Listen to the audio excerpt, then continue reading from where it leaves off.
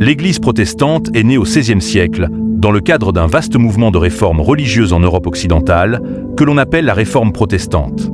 Ce mouvement est principalement une réaction contre certains abus de l'Église catholique romaine, et il marque un tournant majeur dans l'histoire du christianisme.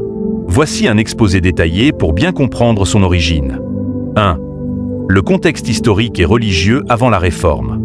Au Moyen Âge, l'Église catholique était l'institution religieuse dominante en Europe.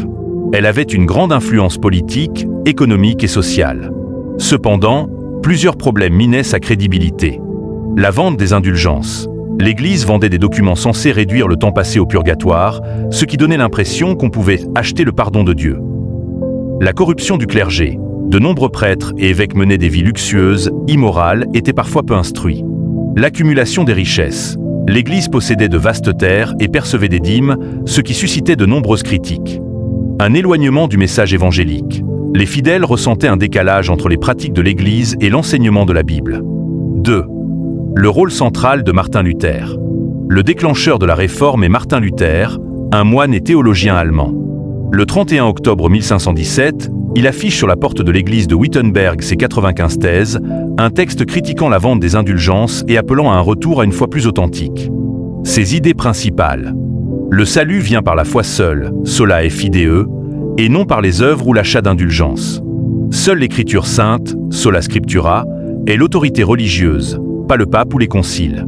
Le sacerdoce universel. Tous les croyants peuvent avoir une relation directe avec Dieu sans l'intermédiaire des prêtres. Conséquence. Luther est excommunié par le pape en 1521. Il est protégé par certains princes allemands, ce qui lui permet de continuer à enseigner et à publier ses écrits. Il traduit la Bible en allemand pour la rendre accessible à tous. 3. La diffusion de la Réforme en Europe. Grâce à l'imprimerie, les idées de Luther se répandent rapidement. D'autres réformateurs émergent. Jean Calvin, 1509 à 1564, en Suisse, Genève, insiste sur la souveraineté de Dieu, la prédestination et l'organisation stricte de l'Église. Ulrich Zwingli, 1484 à 1531, à Zurich, qui prône une lecture encore plus radicale de la Bible. Les anabaptistes, qui rejettent le baptême des enfants et prônent un baptême adulte conscient.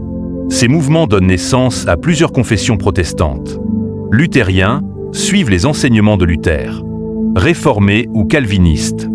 Anglicans en Angleterre, sous Henri VIII, avec une séparation politique et religieuse d'avec Rome. Baptistes, méthodistes et bien d'autres au fil du temps. 4. Les conséquences de la Réforme. Religieuse. Le christianisme se divise définitivement entre catholiques et protestants. Politique. Des guerres de religion éclatent, notamment en France, guerre entre catholiques et huguenots, en Allemagne, aux Pays-Bas. Culturelle et sociale.